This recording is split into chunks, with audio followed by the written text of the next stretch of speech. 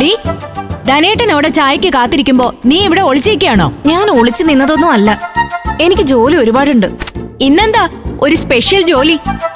സാധാരണ എനിക്കും ധനേട്ടനും ചായ കൊണ്ടുവരുന്നത് നീയല്ലേ? നിങ്ങൾക്കുള്ള ചായ കൂടി ഞാൻ അവിടെ ഉണ്ടാക്കി വെച്ചിട്ടുണ്ട്. ഞാൻ കൊണ്ടുവരുന്നത് കണ്ടില്ലെങ്കിൽ ചേച്ചിക്ക് വന്ന് എടുത്തൂടെ? ഡേ, നീ ഇവിടെ ഉള്ളപ്പോ ഞാൻ എന്തിനാണ് എടുക്കുന്നത്? നിനക്ക് കൊണ്ടുവന്ന് തന്നൂടെ? ഞങ്ങൾക്ക് ചായ കൊണ്ടുവന്നെന്ന് വിചാരിച്ച് നിന്റെ വളയൊന്നും ഊരി പോവില്ലല്ലോ. ധനേട്ടന് ചായ എടുത്തു കൊടുത്താലേ ചേച്ചിയുടെ വള ഊരി പോവോ? ഡേ, അയ്യോ, തല്ലല്ലേ ചേച്ചി.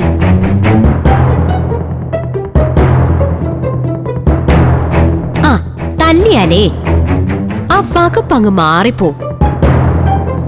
നാത്തോന്റെ പീഡനം അമ്മായിമ്മയുടെ പീഡനത്തിന്റെ അതേ വകുപ്പിൽപ്പെടും.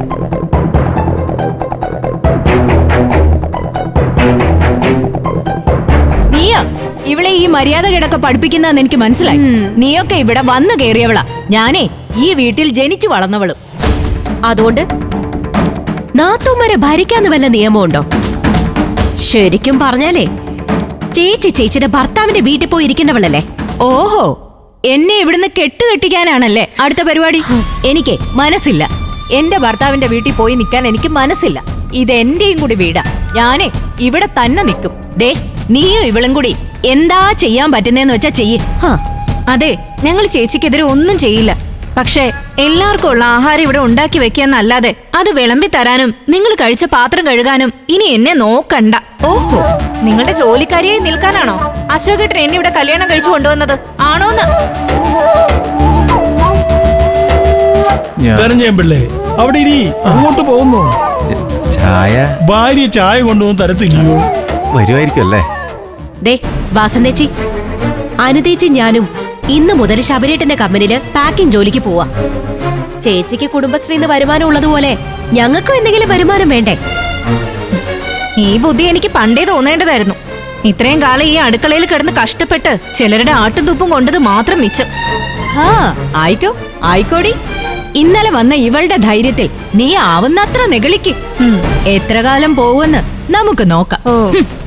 ഒന്ന് മാറിക്കിടി. ഈ അടുക്കളെ എനിക്കും കൂടി ഉള്ളതാ. നീയൊക്കെ ഞങ്ങളെ ബഹിഷ്കരിച്ചാലേ ഞാനും ധനേട്ടനെ ഇവിടെ പട്ടിണി കിടക്കാനൊന്നും പോകുന്നില്ല. ആഹാ, എന്നോടാ കളി. ചായ ചോദിച്ചതേ ഉള്ളൂ.